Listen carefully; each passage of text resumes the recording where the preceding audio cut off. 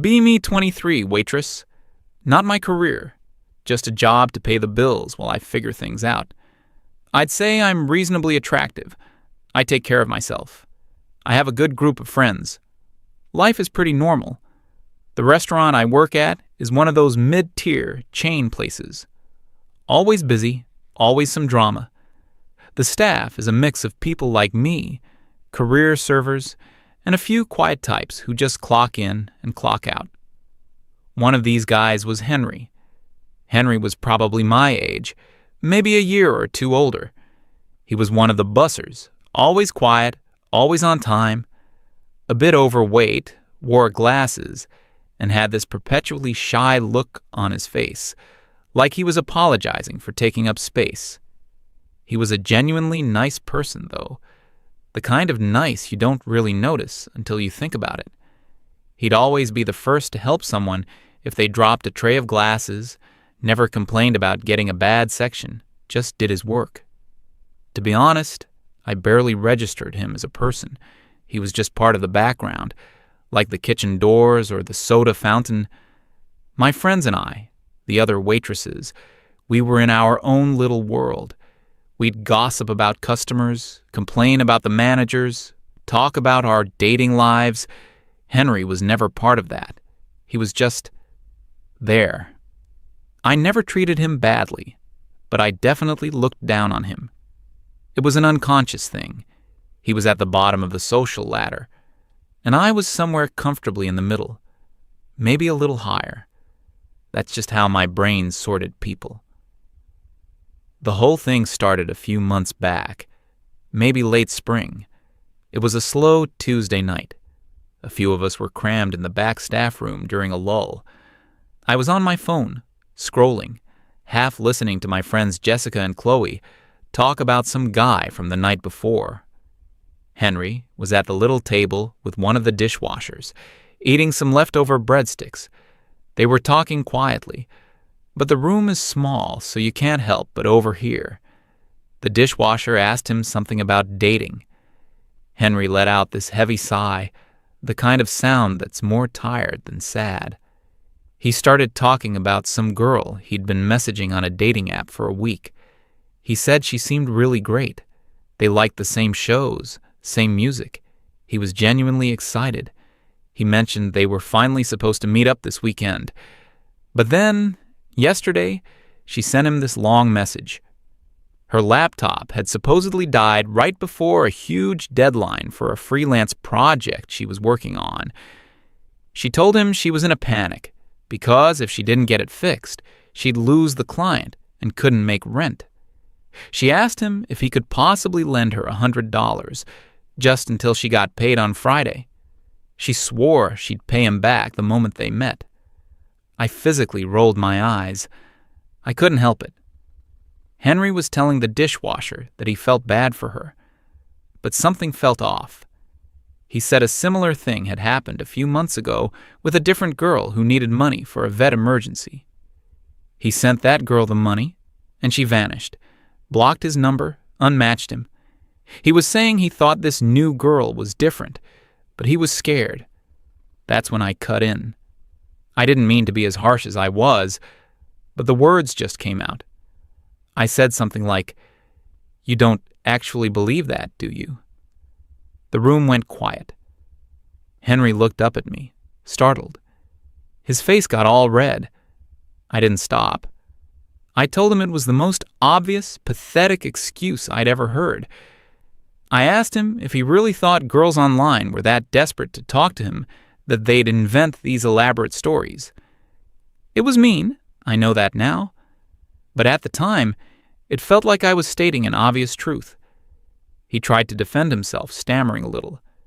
He said it happens more than you think, that a lot of profiles aren't real and they prey on guys who are lonely. I just laughed. Not a nice laugh. It was condescending. I told him he was being ridiculous, that he was probably just coming on too strong, making these women uncomfortable, and they were making up excuses to get away from him without hurting his feelings. I said, "No offense, Henry, but you're not the type of guy that sophisticated scammers are trying to honey trap. You're just bad at reading signals." The cruelty of that sentence didn't even register with me. He just stared at his hands. The dishwasher suddenly got very interested in a crack in the wall. My friends were snickering behind me. I felt powerful, like I'd just won an argument and put someone in their place. I told him he should stop blaming women for his problems and maybe work on his conversation skills. Then I stood up, said our break was over, and walked out, my friends following me. Henry didn't say another word. He just sat there. Later that night, closing up, my friends and I were talking about it. Jessica said he was giving off major nice guy vibes. Chloe agreed, saying that guys like that always invent conspiracies about women because they can't handle rejection.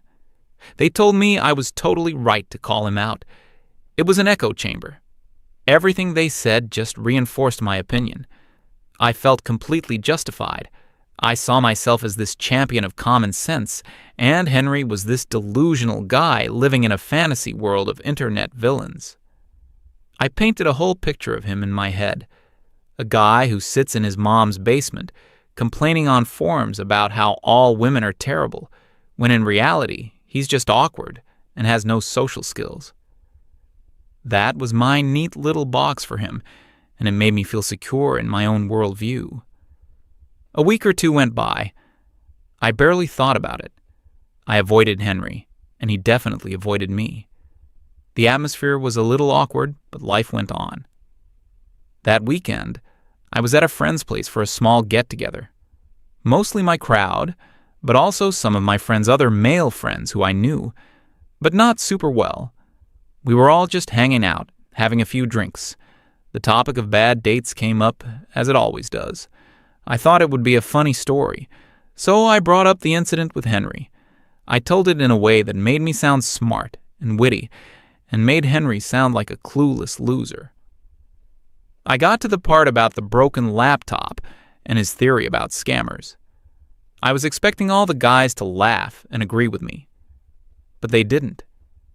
There was this awkward silence for a second. Then one of the guys, Mark, a pretty normal, successful dude who works in IT, just looked at me seriously. He said, "Your coworker isn't wrong, you know." I was taken aback. I asked him what he meant.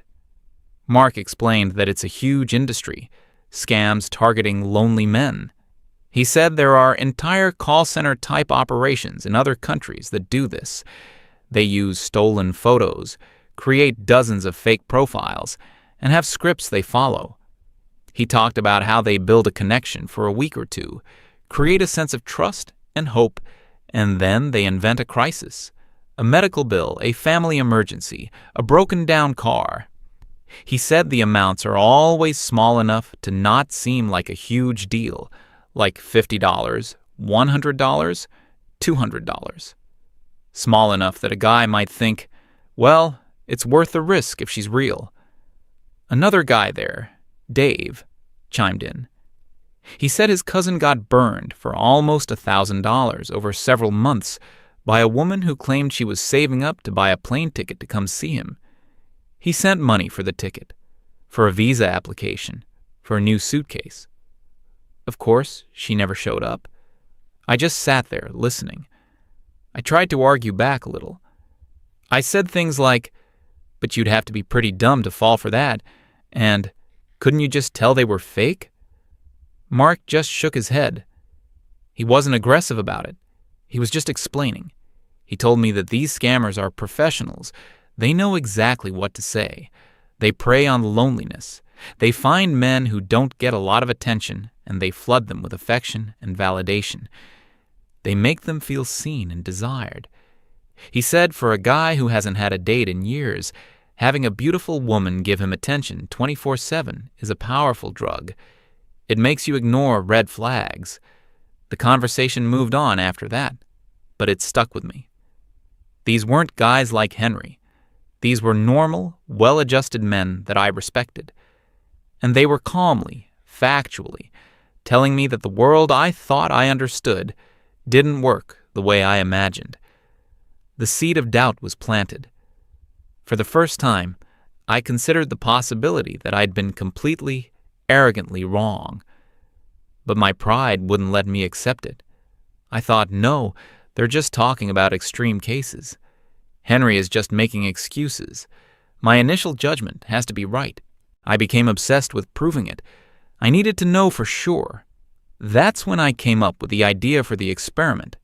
It felt a little crazy, but I was driven by this stubborn need to be vindicated. I was going to create a fake profile. I was going to become a guy like Henry online and see what the world looked like from his perspective. I figured I'd spend a week on the app, get a few normal conversations, maybe a few weirdos. And then I could go back to my friends and say, see, it's not that bad. That guy is just a loser. A few days later, on my day off, I put the plan into motion. I spent a couple of hours online looking for the right photos. It had to be perfect, not a male model. That would attract a different kind of attention. Not someone ugly, because I wanted to get matches. I needed someone who looked like a real, average, slightly lonely guy.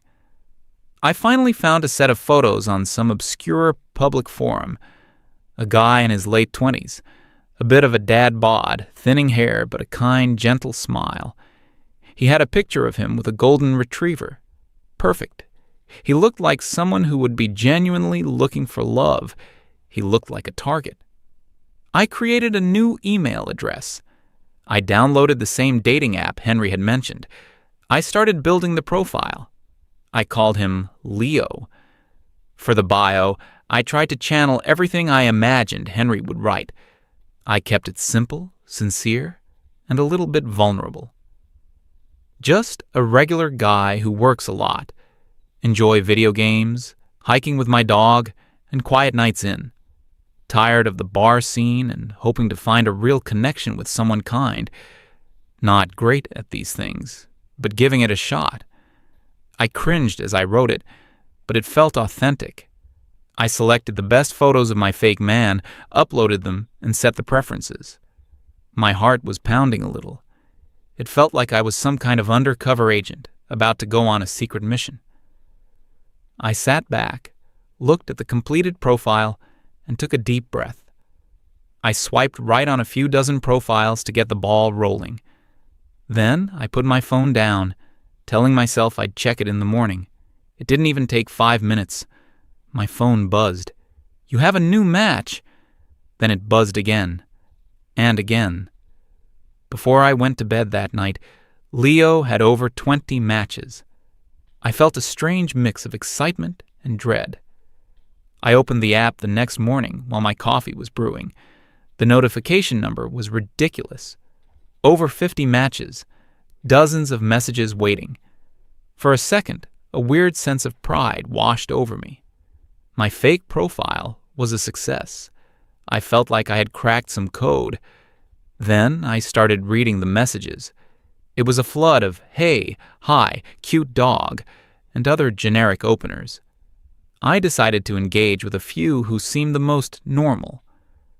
The first one I replied to was a blonde girl I'll call Amber. Her profile said she was a nursing student. The conversation was incredibly fast. She used a lot of heart emojis. She told Leo he had kind eyes. She asked what he did for work. I made something up about data entry. Boring, stable. We exchanged maybe 10 messages in total. It couldn't have been more than 15 minutes. Then it came. OMG, you are not going to believe this. My car just made a horrible noise and won't start. I'm going to be late for my clinicals. The tow truck is going to be like $75, and I don't get paid till Friday. So embarrassing to ask. But could you possibly help me out? I'll pay you back double when I see you this weekend, I promise. I just stared at the message. It was almost word for word the kind of thing Henry had described. The fake urgency, the specific small amount of money, the promise of a future meeting that would never happen. It was so blatant, so lazy. My first reaction was laughter. It was just so absurd. I felt like yelling, "You were right, Henry," at my empty apartment. I screenshotted it, feeling like I already had all the proof I needed. This was my smoking gun. I unmatched her without a reply. One down. I moved on to the next girl, Crystal. Her photos were a little too professional, but I gave her the benefit of the doubt. Crystal was a master of compliments. Everything Leo said was so sweet or so interesting. She laid it on thick, telling him he seemed so different from other guys online, more genuine. The irony was physically painful. We talked for about an hour. The conversation never got deep. It was all surface-level flirting. When I suggested maybe we could grab a coffee sometime, her tone shifted. She said she was a little shy about meeting people from apps right away. She'd had bad experiences, but she said she had a private streaming page where she felt more comfortable getting to know people. She sent me a link. We can have a real one-on-one video chat there where I know it's safe. I clicked the link. It took me to a site that looked like it was designed in 2005. To enter her private room, I needed to buy credits. The smallest package was $19.99. Of course, I felt a wave of disgust. This was even more cynical than the first one. It was a business model built on lonely guys hoping for a real conversation. I closed the browser and blocked her, 2 for 2. My initial amusement was starting to fade. This wasn't funny anymore. It was predatory. For the next few days, I treated it like a morbid science project. I'd spend an hour or two every night after work responding to messages as Leo. The pattern was relentless. I'd say about 1 in every 3 or 4 conversations ended with a request for money or a link to a paid site. A girl whose birthday was tomorrow, and she just wanted enough to buy herself a small cake. A girl who needed to pay a fee to access her modeling portfolio for a big job interview. A girl who accidentally overdrafted her account buying groceries and just needed $40 to avoid bank fees. It was an endless parade of fabricated micro-crises. They all used the same language. They all praised Leo for being such a good listener, so understanding. They were all grooming him for the eventual ask. The most disturbing one was a girl named Sarah. We talked for 3 whole days. She was different. She seemed patient. She asked about Leo's life, his dog, his boring job. She shared stories about her own life. She told me about her little sister, who she was basically raising on her own. She sent me a picture of a little girl, probably scraped from some random family blog. She was building a narrative. She was creating a genuine, emotional connection. I found myself almost forgetting I was Leo. I was getting invested in her fake story. On the 3rd day, she told me her sister was sick. She had a bad asthma attack and had to go to the emergency room. She said she didn't have insurance, and the bill for the breathing treatment and medication was a few $100s. She didn't ask for money directly, not at first. She just talked about how scared she was, how she didn't know what she was going to do, how she felt like a failure for not being able to provide for her sister. It was a masterpiece of emotional manipulation. She was making Leo feel like he was the only one she could turn to, the hero who could swoop in and solve her problems. Then, finally, she sent the message. "I hate myself for even asking this. You've been so kind to me. But is there any way you could help with the pharmacy bill? Even just a little bit would be a miracle right now." That one hit me hard. It wasn't a clumsy, quick scam like the others. This was cruel. It was weaponized empathy. I thought about Henry. I imagined him getting these messages, his big, kind heart wanting to help this poor girl and her sick sister. I imagined him sending the money without a second thought because he's a good person. And I imagined Sarah getting the notification and just moving on to her next target. I felt sick to my stomach. I blocked her, my hands shaking a little. I didn't touch the app for the rest of the week. I couldn't. The experiment was over. My hypothesis was not just wrong, it was embarrassingly, catastrophically wrong. The world I had so confidently explained to Henry was a complete fantasy. The reality was a digital minefield, and he was walking through it every day, just hoping to find one person who was real. The shame hit me like a physical blow. I remembered my words to him in the break room. You're just bad at reading signals.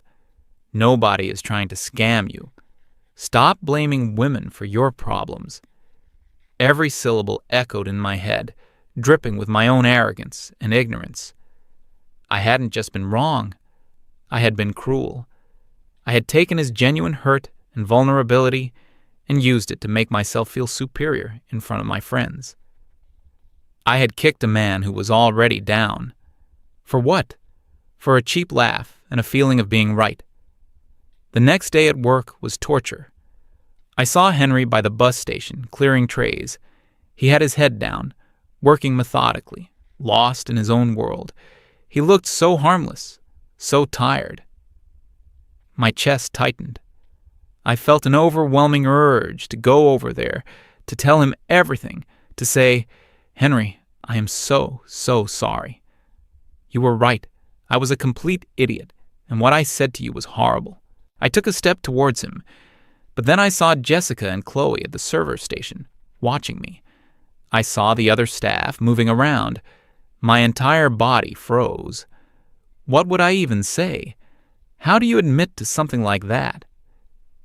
Hey everyone, you know that guy I humiliated last week? Well, I created a fake online identity to prove him wrong, but it turns out he was 100% right, and I'm actually a terrible person. They would think I was insane. I would be the office joke for months. My pride, my social standing, all of it just formed a wall in front of me. I couldn't do it. The shame was too great. The embarrassment was paralyzing. So I turned around and walked back to the kitchen, my heart feeling like a lead weight. Henry glanced up for a second as I passed. Our eyes met for a fraction of a second. There was no anger in his expression, just nothing. It was like he didn't even see me anymore. That was somehow worse than if he'd been angry. I had made myself irrelevant to him. It's been a couple of weeks since then. I've been trying to be nicer to Henry, in small ways. I'll say thank you when he clears my table. I'll make sure to save him a piece of staff meal if he's on a late break. Pathetic, I know. It's nothing. It's the coward's apology. He's polite back, but distant. The damage is done. I can't undo that public humiliation. I can't bring myself to confess to him. I can't bring myself to confess to my friends, who still make jokes about him sometimes. Every time they do, a piece of me just shrivels up. I just stay quiet. So that's why I'm writing all this out here. I can't say it to anyone's face, but the guilt is eating me alive. I needed to put it somewhere. To admit what I did, even if it's to a bunch of anonymous strangers on the internet. Henry was right. About everything. It's not a conspiracy theory. It's real. And it's awful. I was so wrapped up in my own simplistic view of the world that I couldn't see the reality that was right in front of me. To any of you guys out there dealing with this stuff, I'm sorry. I'm sorry on behalf of every person like me who dismissed you, who laughed at you, who told you it was your own fault. We were wrong. You were right.